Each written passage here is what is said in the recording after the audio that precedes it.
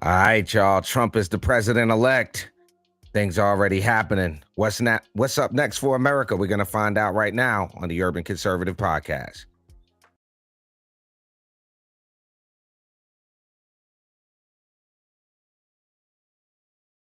Hey, buddy, do you like NASCAR? Do you like A Tribe Called Quest? Well, you gonna love the Urban Conservative.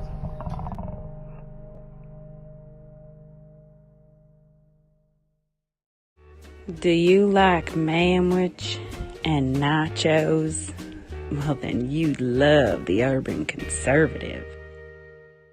Do you like guns? Do you like butter? Well, you're gonna love the Urban Conservative. Yo, what's good, son? You like pit bulls, say? You like solving Sudoku puzzles? Then you gonna love the Urban Conservative.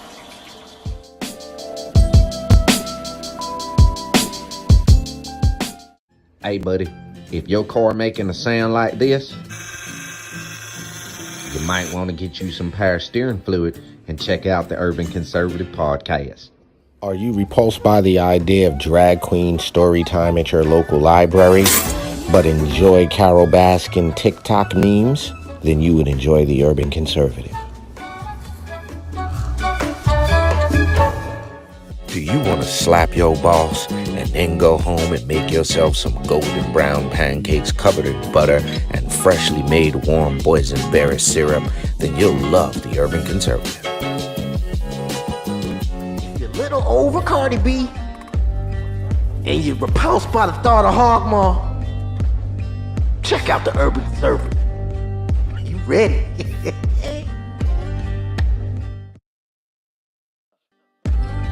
If you think the earth is flat and always on that weird side of YouTube, check out the Urban Conservative. They'll set you straight.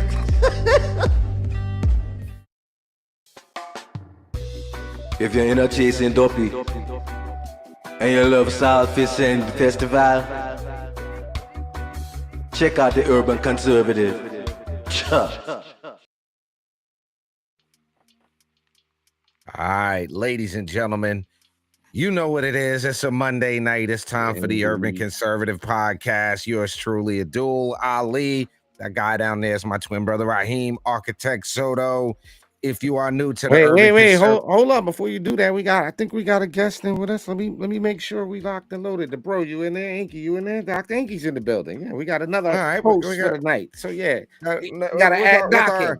Add one, Dr. Inky's in the building. But ladies and gentlemen, the Urban Conservatives' mission is to share conservative values and principles, as well as the benefits of conservative policies to urban communities across this great nation of ours. You can support this mission by visiting tuconservative.com, where you can support us with an ad. Buy us a cup of coffee, like, share, subscribe to the channel, all that good stuff. Yeah. All right. That's out of the way. All right, so hold on before we jump out of the window on our first show with what's ahead of us. Doc, how you been down there, sir? Dr. Inky, how you been, sir? Hey, fresh air and clean water. You know, you can't ask for much more than that. Well, so maybe in a month or so you'll be looking at a little cheaper laundry detergent, looking at a little less expensive Tide for you there, buddy. Before you jumped out there. What I was gonna say once Doc checked in, I was gonna say. So, gentlemen, first and foremost, I want to congratulate us. That's the first thing I want to do is congratulate us.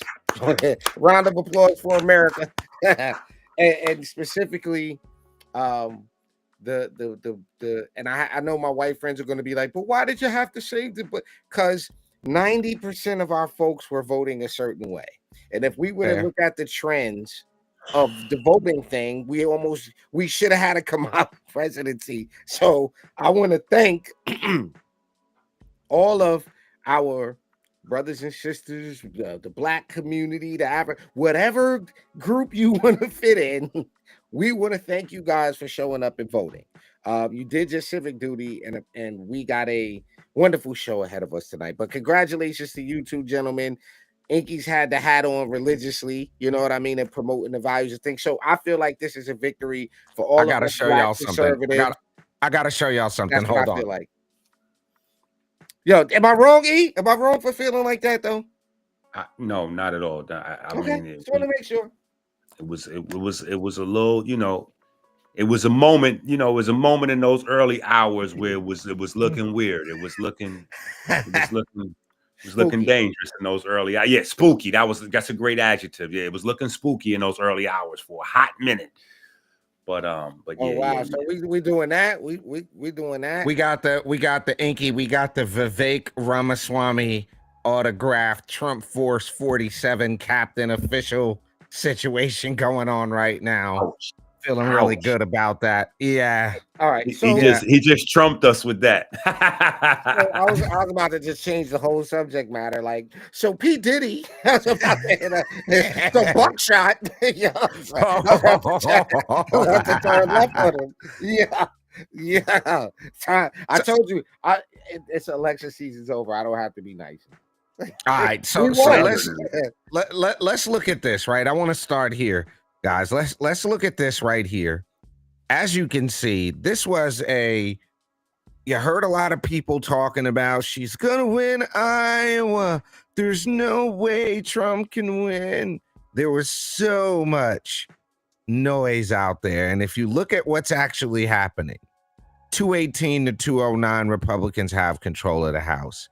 52 to 47 Republicans have control of the Senate. And obviously, President Trump has taken back the White House. Now, I just gotta say, but Ali, before we go statistical real quick, because I feel like we didn't prime everybody for the conversation, right? okay, prime away. So let's do this. They're primed. The next day, right? When we looked at the numbers, right? How did you feel, gentlemen? When you went to bed at like 3:30, 4 o'clock a.m., and by then we knew we were good because there's no way she could catch up statistically, right? But the immediate feeling, what was that for you, Inky? When it was like, all right, it looks like it's the homie. So I had an early night.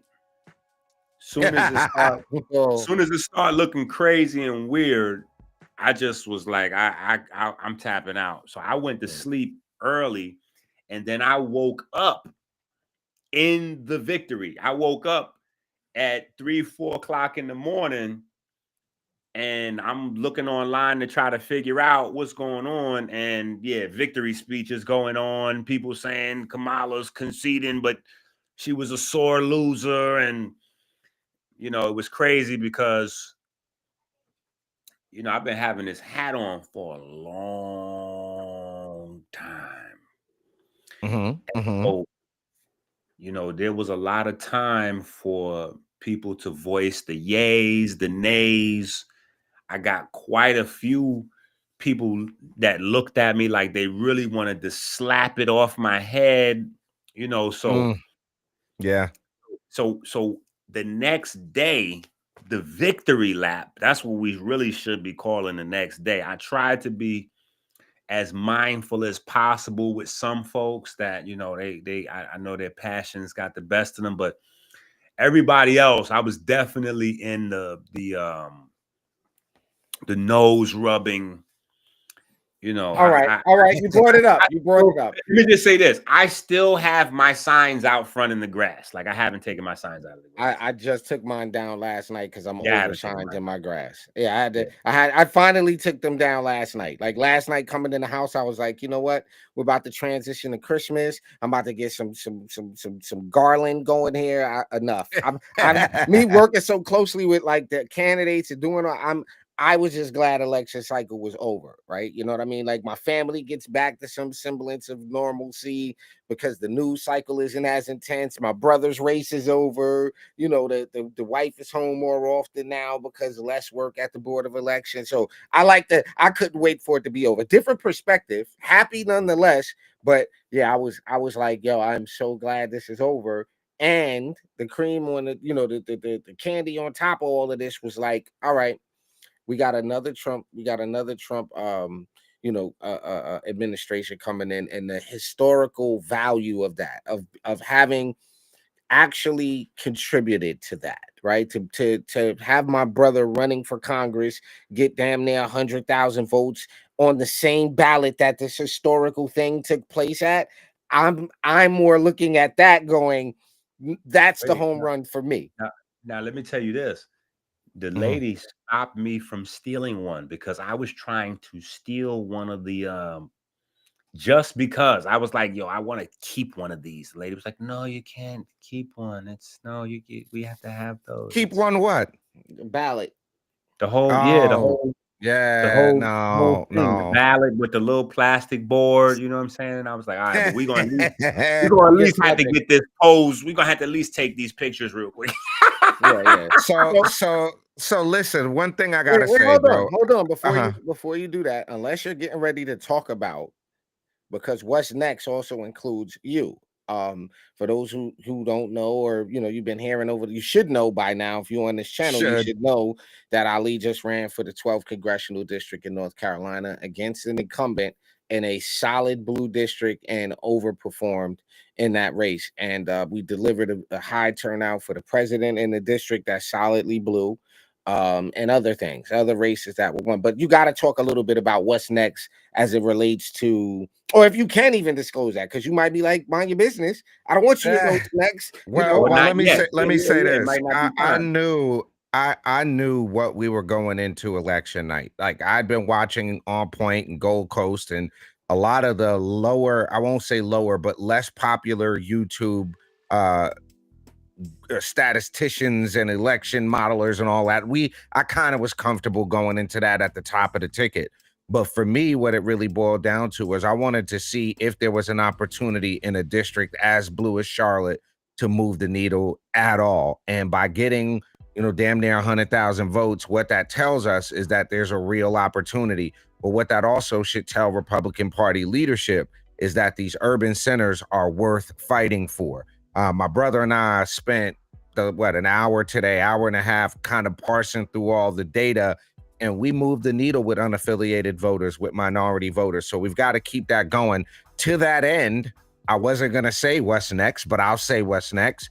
I am indeed going to stay in the game in a different way at this time, but I am going to run to become the next chairman of the 12th Congressional District Republican Party. That encompasses the entire district I just ran for. So I'm asking everybody, if you're a registered Republican and you live here in the 12th Congressional District, we're going to need you at the precinct meeting. We're going to need you at the county and district conventions, because I want to take this thing to the next level. I want us to continue to fight in these urban areas for every single vote, to share our Republican values and principles in a common sense way that appeals to a lot more voters than just Republicans. So that's what's next, is my candidacy for U.S. House District 12. And then in 2 years, we're going to talk again about this congressional race. But with that said, with all of that said, and shouts out to Cynthia and Bill Clementi, wonderful supporters who open up their home. Shouts out to you, Miss Cynthia. Thank you for all your support.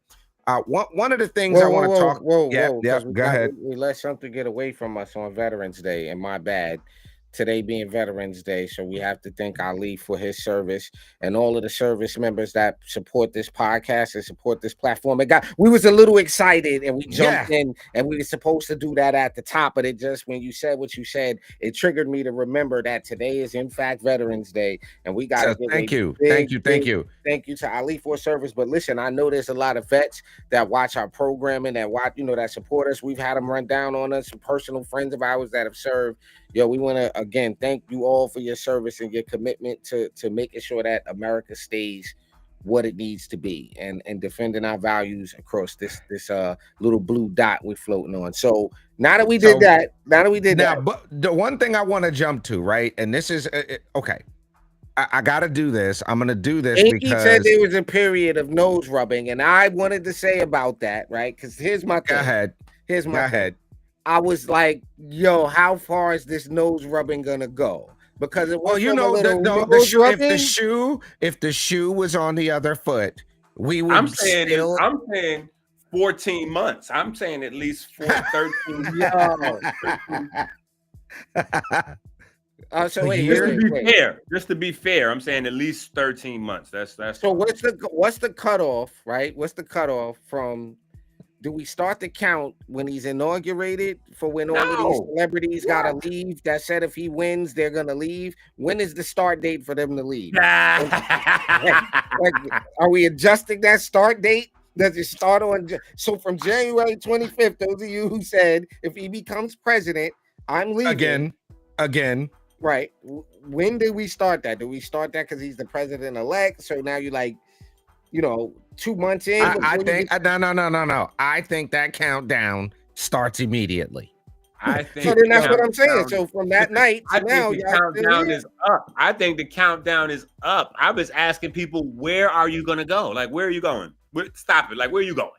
Get your butt out of here. Where you going? Tom Hanks can go to Bali. Tom Hanks can go to Bali and stay there. Has anybody seen Robert De Niro? Like, where's Robert De Niro? Has anybody seen De Niro? I'm worried about De Niro. Nowhere. Yo, I love The Irishman. It was a great movie. I love The Irishman. All right, so I have to tell you, and maybe I'm wrong for this, but learning his political opinions have me looking at him totally different. Like, but you can't watch the movies? No, I don't want to see one of his movies. I don't want to see the shorts in YouTube. I don't want no part. I don't want to see a De Niro impression at this point. Here's the thing. Like, yo, why did you do that, man? You ruined you for me. Let me say this, I guess, on behalf. Let me try to defend, or at least. Oh boy. I mean, this may not really be defending. I might just be clotheslining them softly, but it is what it is. Let me just say this.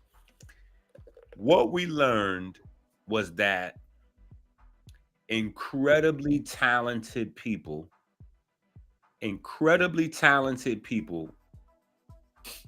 don't really have to read or like study or so there's a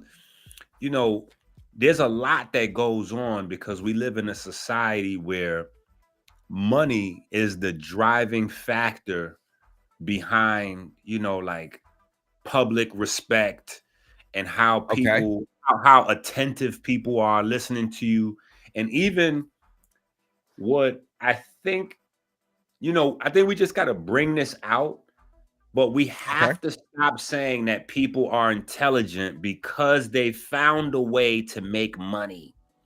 And a lot of people, I've been watching that go on, and I'm like, ooh, we gotta 2024, we've got to stop that. Like, oh, this guy's really intelligent. He's got a business that's been able to do this amount of money. Like, whoa. So are we saying Mark Cuban's a jackass? Is that where we're going with this?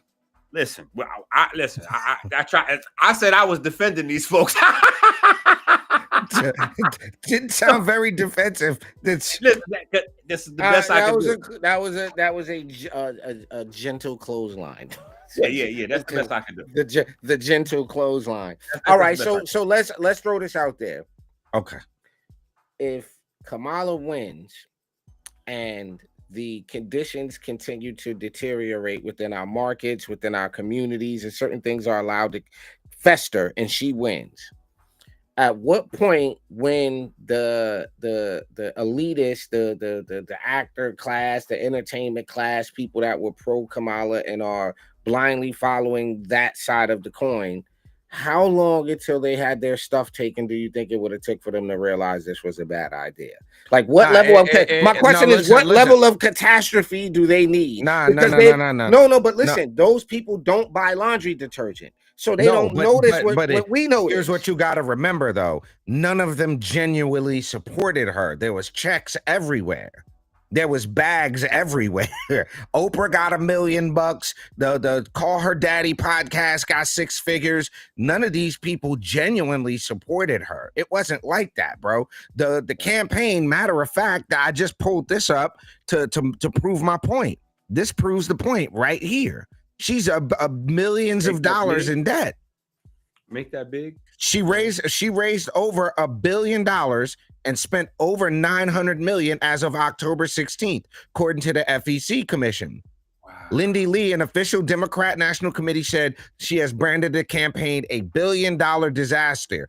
The claim circulated that she's ended with $20 million in debt.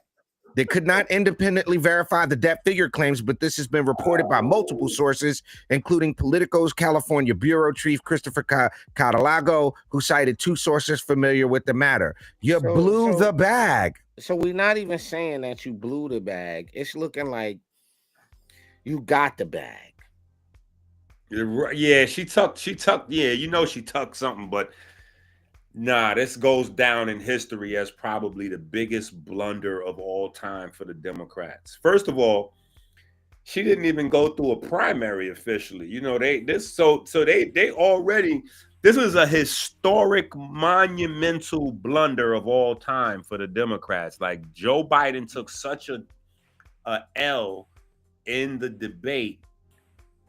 I mean, the election technically was lost right there in that debate. If we look back at it and we really want to be analytical, the whole election was lost in that debate when the Democrats literally shit their pants and said, wait a minute, wait, like that woke everybody up, that out of their slumber, out of their stupor, out of their whatever, like everybody, that was an ice water challenge for the whole, like, oh my God, what are we going to stick Kamala in it? They're like, wait a minute, the rules say that you got to go, man, to hell with the rule, get Kamala out, Kamala, get your ass out there. She couldn't even, I mean, so, you know, this is a historic. Yo, can you bring up that document you just had up that showed that Kamala stuff? Because there's an important takeaway that we want to make sure that those that watch this that don't really do politics understand. Put that back up there, because there's a spent in front of including the cost of this ad has not. Look, make that page big. The cost of this ad, because I want them to see one particular thing. No. I meant maximize it like that. Okay. All right. The Harris campaign spent large amounts of their funding on ads, including one eye-catching projection on the huge Las Vegas Sphere in the final week of the campaign. Hold on. They're talking about. No, stop. Go back down. That's what they're talking about. No. I want you to go back down. Go back down. You're killing me. Go back down. Go back down. Go back down to that part, because there's something that everybody needs to understand. That's the most important part of this. The cost of this ad has not yet been filed by the Harris campaign with the FEC. The ad has not yet been filed. What does that mean? That they have to file every dollar they spend out of this money, right? Which means you can look it up. Which means you, as the donor who gave the money to you can look up like, oh, she spent, X amount of dollars on this ad. Bro, everything these people do, you can hold them accountable.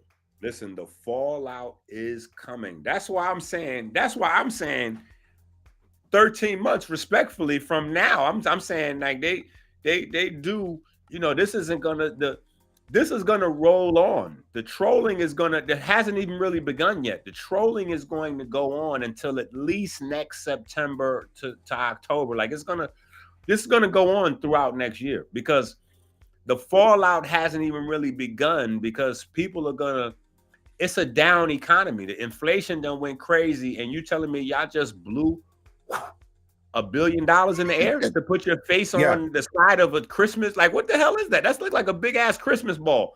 Rob, that's crazy. Make that screen big. I just want to show y'all this. It took me 10 seconds to do this, okay? This didn't even take that long to do this. This is the expenditure breakdown for Kamala Harris's 2024 cycle. You can go to Open Secrets. It's right here for your public consumption. 19 payments for $22 million, 25 payments totaling $16 million to Gambit Strategy, $6 million to Action Squared, $6 million to DuPont, Truxton Creative got 5, Connection Political got 4, Wait a minute. Act Blue made 2.7. Yeah, DuPont Circle Strategies. But hold on. Let us remind you, we're the ones that told y'all, right? Because we got to remind you, we're the ones that told y'all the basketball trophy is from a Democrat. We already showed y'all the connections to these things. So now you don't think the sports companies is in, you don't think the pharmaceutical companies in, you don't think the food industry's in? Listen, that's Delaware right there. I wouldn't be surprised if that was Biden's money right there. That's Delaware. DuPont is literally the state of Delaware. There you go. All right, so listen, I got to do this. This is them right here. This is the DuPont Consulting and Strategies. This is them right here. Caught millions.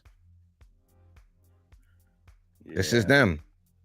Not Travis, Salesforce. Oh, here goes DuPont Circle Strategies. There you go. You can't even find them. They're in Rhode Island. They're in DC. I can't even find a website for DuPont Circle Strategies. Exactly. That's Biden's Yeah, son. you can't even find them. You can't even. Yo, Rod, you can't even find a website for them because Of course not. DuPont Circle Solutions is something else. Yeah, you can't even find those people. Going on. Listen. That's what I'm saying. The trolling has not begun yet. Really, like people haven't even. What's going on now is more celebratory than trolling. The trolling is not going to start until people really start to dig in and look at what happened at that debate that was so crazy that you had to grab a candidate that didn't even go through the primary. So when you look at the map and you see all of the voting, she didn't even get what she was supposed to get. Like she didn't even get the Democrat because half the Democrats didn't even agree that she was supposed to be there. So you didn't even have a unified Democrat like I said, the trolling has yet to begin because I feel like there's going to be Democrats that start speaking out January, February, Marches. Right now, everybody's crying. It's already happening, Inky. It's already happening. Democrats are already. The lady we just read about, Miss Lee, said this was $1 billion. She's calling it the $1 billion disaster. Bernie Sanders has even pointed out, even though he's an independent, he's pointed out that the Democrats have left working class people. So what do you expect working class people to do? And then there's my favorite thing right now, which is this. How did we get here? How did we get here? What in the Alice in Wonderland nightmares is going on right now? All I can say is how fucking dare you. If you voted for that man, Yeah. Why do they all look like that, son? Why do they all look like that? She looks like a human version of the It character. The clown? for anybody. Wait a minute, hold on. I can't miss the fact that there's 3 black people celebrating Trump getting in, and there are white folks that are like, this is a whole wild situation. If anything, this election shows that this is less about racism than anything else. Like that has to come off the table. That's a big point. Senate race. It's not gonna happen. Go Kamala. Yo, nah, you gotta go back, fam. Nah, what was that? This is how she come up off the couch like Senate race. It's not gonna happen. Go Kamala.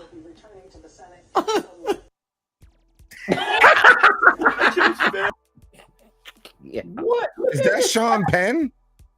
Bro, this I chose family. I chose women. I chose America. I love you. How the fuck is this still happening? All I've ever known politically is hatred. I'm done. I'm done. I'm done. I'm done with you. I'm done with you and your mother and your sister.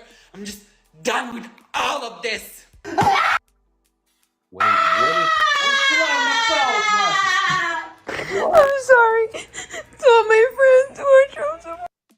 I'm sorry, yo. You don't understand how scared of this man I am. If this guy does end up winning again, all of the people who voted for him will be like happy and they'll just be celebrating. And everyone else, everyone who feels threatened by him is fucking scared. Like we're scared for our lives. We're scared for our Hold on. We're not laughing because it's funny. We're laughing because it's all right. I'm laughing for a reason. It is a shame that humanity has been this manipulated. Like that is a palpable fear that they have. And the fact of the matter is that, and I'm no health expert in no way, shape, or form am I suggesting this as a diagnosis, but there would appear to be something going on where if you're asked to articulate something that this man has done that would lead you to this level of fear, you couldn't do it. I can tell you exactly what's going on. Okay. They have been watching. See, here's what happened. So, and it's like the Democrats are suffering from Democratitis, right? So what happens is the Democrats, no, this is a fact. I had to figure this out and to rationalize. I had to try to understand this shit because I seen some of this stuff I haven't seen these folks, but I've seen some others folks. I said, what the hell? I had to rationalize this. I said, okay, so what is actually happening? So the Democrats have actually got caught in watching Democrat media. So they're watching all those fake AI spliced together, Hitler clips. Oh, Donald Trump has been doing satanic rituals with Hitler, and he's gonna cut people's heads off on November 6th and all kinds of. I said, what? I was looking at this. I was like, okay, this is crazy. So now, if you mix in any kind of alcohol or pills, and you got to remember, 200 million prescriptions for opioids are going out over the table. That's not even counting people that are self-medicating and all kinds of other. So once you add those Democrat news cycles in with a little bit of alcohol and or drugs, this is what you get right here. These people are clearly, look at that, look at where you paused to that. This is what's happening. These people are not okay. These people That is what I'm saying. I'm saying. I'm sorry. No.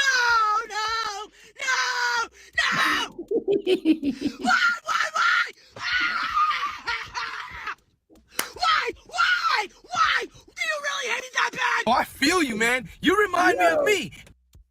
Yeah, you gotta go back. I did that same thing when I went to the supermarket and I seen that detergent was $13. I did that same thing right here. So I am enjoying it and I have no shame. I'm sorry. No.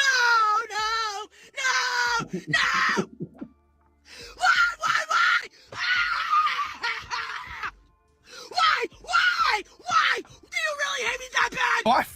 Yo, she looked like Key and Peele. That was like a character. Listen, I did Friends, that same how thing when I dare went to you the put supermarket. this man So I don't feel and any into shame. office for another In this policy.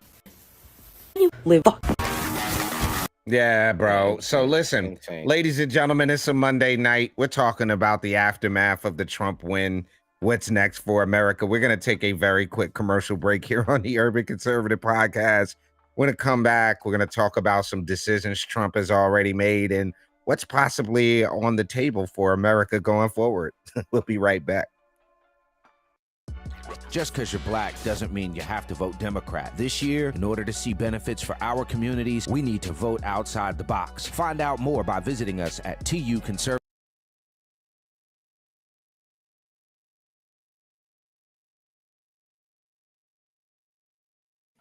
All right, ladies and gentlemen, you tapped in with the Urban Conservative Podcast. Of course, joined by our good brother, Dr. Inky from the American Healer YouTube channel. Make sure to head over there and talk a little bit about this book challenge because reading is fundamental. So I really want you to plug the books right now, Inky, and plug the book challenge. You know, what's going on over there on the American Healer side of things real quick before we get into this next segment. We're pushing the literacy and health agenda at the same time. We got a lot of statistical anomalies that we're trying to address in the urban Black community and culture with STDs and colon cancer and fibroids and some of these crazy fertility issues. So we just been trying to attack that as much as possible. And at least now, after those clips, though, I don't know if I could, because I was going to say now that the election's over, we can get back to some semblance of sanity, but I don't know if that even applies after watching those clips.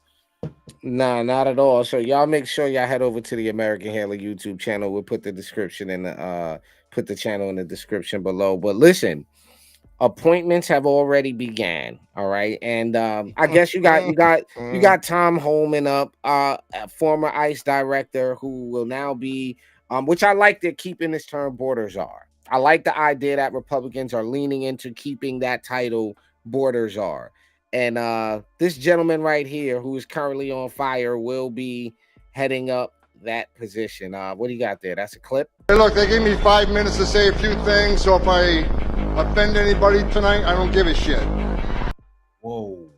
That's your border czar. That's the guy. That's There's the gonna be guy. a lot of clotheslines and leg drops. Yo, that's the guy I want in charge, bro. How many pounds of fentanyl didn't make in this country to kill Americans? How many known suspected terrorists didn't make it in the country? How many billions of dollars did the cartels make? President Trump is one badass president. He secured the border at a level we've never seen before. And I got a message to the millions of illegal aliens that's been released into the United States under this administration. Don't get too comfortable. Yeah. Yo, nothing about his face says he's playing.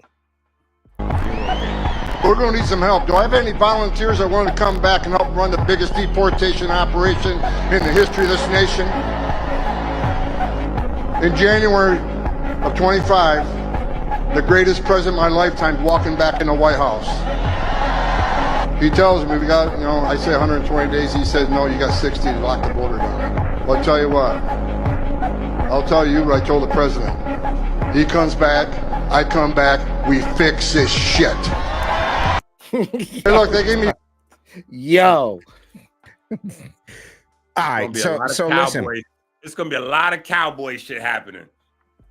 Well, listen, I think you gotta, and there's been a couple of shows where JD Vance and Vivek Ramaswamy have been asked, and Jim Jordan have been asked, well, are you looking for the separate families one, bro? Is that what you're looking for? Yeah, I'm looking for it right now. The reality of it is you have to have law and order in order to have a country. You have to have an orderly way of presenting yourself at the border and applying for asylum. The reality of it is none of that's happening right now. None of that's happening right now. And let's be honest, what bro, I mean is the argument, nobody's getting in. Once he's in, nobody's getting in. All that's gonna be on pause. Nothing's gonna be happening but foot to ass and clotheslines and leg drops, and it's getting ready to go down. As it should be, because let's think about this. What is the cost, not just in dollars, but in human lives? And not all of the people that are coming into our country illegally are living well. These are people that are being taken advantage in farming and trades and working. And there's hundreds of thousands of children that are missing, that are likely, slaves. There is a real human cost to this issue. And the fact of the matter is, we have to figure it out. We don't have a lot of time. I'm just curious to see what's going to happen with all of these people who have gotten driver's licenses and who've gotten, that we can't tell that they're not citizens at this point. That's what I'm curious about. Yeah, pull up that tab, Ali. Look. Is there a way to carry out mass deportation without separating families? Of course there is. Families can be deported together. God damn it, that's what I'm talking about right there. Yeah, come on. Yo. Wow. Listen, that's what, now see that right there? That is, I'm talking about, that's game 7, tie score, 3 seconds on the clock with the clear out. And then you just come out of nowhere and just like 3 seconds. Is there a way to carry out mass deportation without separating families? Of course there is. You didn't blink. Families can be deported together. You didn't blink. Why should a child who is an American citizen have to pack up and move to a country that they don't know? Because their parent obviously entered the country illegally, had a child knowing he was in the country illegally, so he created that crisis. Yo, where is he wrong at? No, he's not at all. She's prying. She's trying to find a weakness or trying to find. He's like, no. Listen, lady, like I might reach over and slap you. Like we're not playing. We're getting ready to kick all these MFers out of here. And if you don't like it, you can go with them, but they're going. So they can leave some folks behind, or they can all go. But they're going. So I mean, you can report on them while you're going. Like everyone can go. Everyone's getting out of here. So you got a few months to start packing up right now. You got a few months to start packing your shit and get ready to get. You might as well go voluntarily. The best option is to go now. Go now. Go on your own. So the other thing that I want to point out here, right, is that Trump has been called a misogynist. He's been called somebody that hates women. He's been called, well, a lot of Nazi, a lot of Hitler, a lot of all that, right? But the misogyny thing is what he gets hit with a whole lot of. So I want to point this out, that he has already appointed his White House chief of staff. And for the first time in American history, we will have a female chief of staff, White House chief of staff, and it is going to be Susan Wiles, an American political consultant who served as co-chair of Donald Trump's 24 campaign. She worked on the 2016 campaign. She worked on Reagan's 1980 campaign. How old is she? Jesus. She is she's 67. She was hired as an assistant for Representative Jack Kemp in 1979. In the 90s, she was chief of staff to John Delaney, who was then serving as the mayor of Jacksonville. From 04 to 09, she advised the mayor of Jacksonville, John Payton. 2010, gubernatorial campaign in Florida. She was credited with helping elect Rick Scott. Considered an outsider at the time, Scott previously had a few connections with the Florida State Republican Party. In 2011, she was the campaign manager for former governor of Utah, John Huntsman's presidential campaign. Wiles also ran Tallahassee, Florida-based lobbying company Ballard Partners for close to a decade. So she's not somebody who's not qualified. According to your boy, what's his name, Mark Cuban, Trump doesn't have strong, smart women around him, and that's not the vibe that I get from her.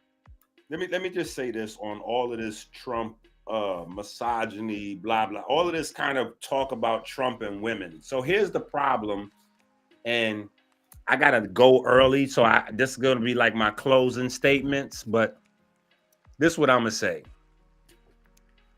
We have to take, I'm not even gonna say with a grain of salt. I'm gonna say with a grain of salt for everybody else. But for me, I'm totally just ignoring all of that, because this is from the party where people can voluntarily decide to be a woman or not. So so anybody on that side could be a woman on that side. So like they can just make something like that. So come on, that's just crazy over there. You can't say Trump's misogynistic. You like misogynistic against who? Like what do you mean exactly? You know what I'm saying? Like there's no definitive. So yeah, there's no way to really quantify that in any direction. Like we gotta take that all the way off the table. Snoop Dogg and drag. Trump is slapping folks across the face with the Bible now, and so we getting ready to have a nice conservative run. Yeah, I think so. Last thing we're gonna talk about on this episode, kind of what. Let me ask this, Enki. What does the Democrat Party do to redeem itself? And the reason I'm asking that question, I want to preface that with listening to Maxine Waters. Listen to this. That your party should have learned. Well, the Democratic Party worked very hard, and they raised, substantial sum of money. We had great candidates, and so Trump had a following, basically generally led by whites. White males voted in big numbers. He had a few from the other race groups that joined in, like the Latinos at 45%, and black men at about the same rate that they did when they voted for him before, at about 20%. That combination won. And so it is not that Democrats did not work hard, did not do a great job. We had an unusual situation where we had a black woman, which this country has never seen before. A combination. We've never seen a black woman before. Is that what she's got? What? Of all of those things led to his win. I will not push back on the idea that. So do you think that's the case? Was this about, because that's all the left is screaming right now. We didn't want her because she's a woman. We didn't want her because she's a person of color. How about she was a terrible candidate? How about her policies were awful? How about she campaigned awfully? How about twerking at the presidential rally? How about Cardi B? How about all of these ridiculously politically ignorant celebrities? How about any of that? Listen, this is what I'm saying. They're brain dead. They're brain dead over there. Listen, that's what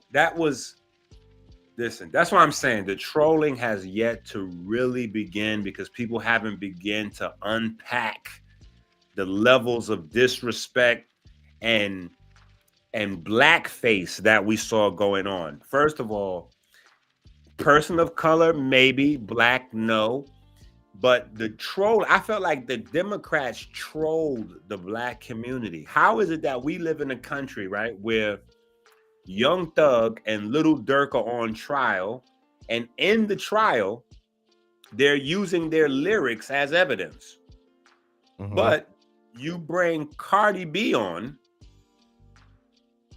and they're literally doing they're yelling out gang codes on stage with the president-elect and throwing up gang signs.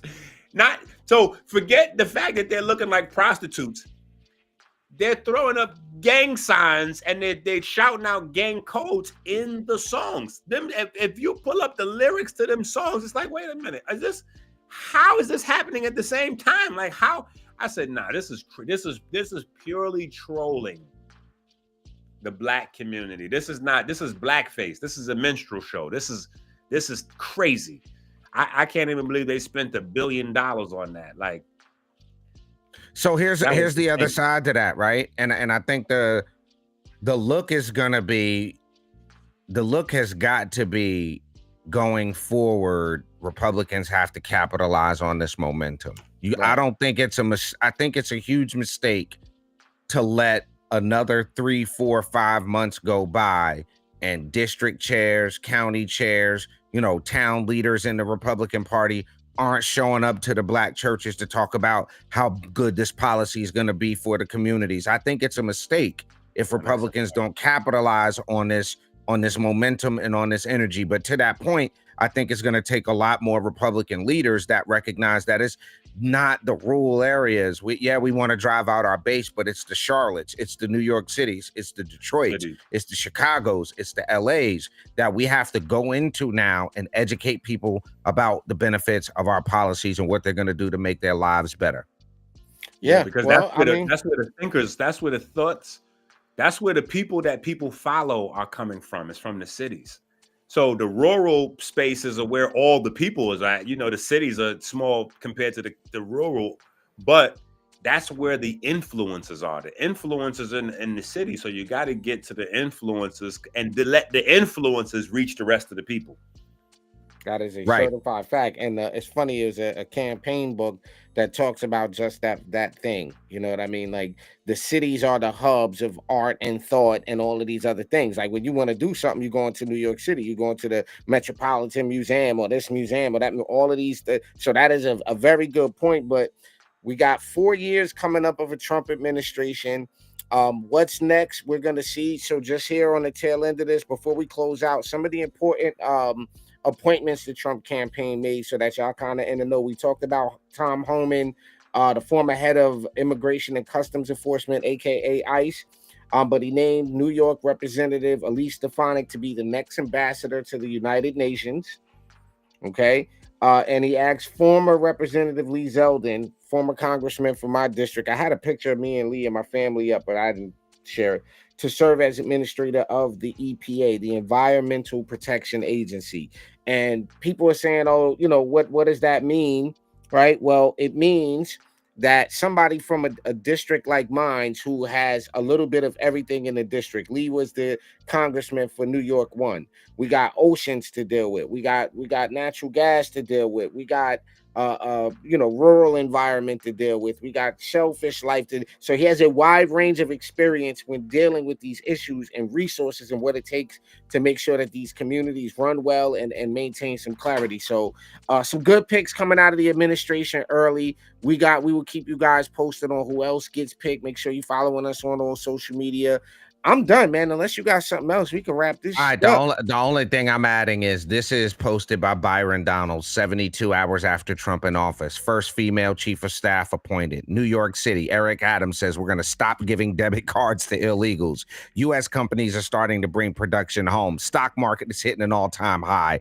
Bitcoin hitting an all-time high. Newest migrant caravan is like, nah, we ain't going that direction. Qatar agrees to evict Hamas leaders. Hamas wants an immediate end to the war with Israel. Taliban claims to want new chapter. China wants peaceful coexistence. Russia is ready to speak with the U.S. The EU wants to buy U.S. gas, not Russian gas, and Ukraine leaders are now in talks with Trump and Elon Musk about stopping the war. That's the 72-hour effect of Trump being in office. I think it's great things for the future for our country. So, ladies and gentlemen, you've been rocking with the Urban Conservative Podcast on a Monday night. As always, make sure you give us a like, share, follow, subscribe. TUconservative.com is the website to support what we do. That's my twin brother, Raheem Architect Soto. That's Dr. Inky down there. It's been the Urban Conservative Podcast. Peace and love, y'all.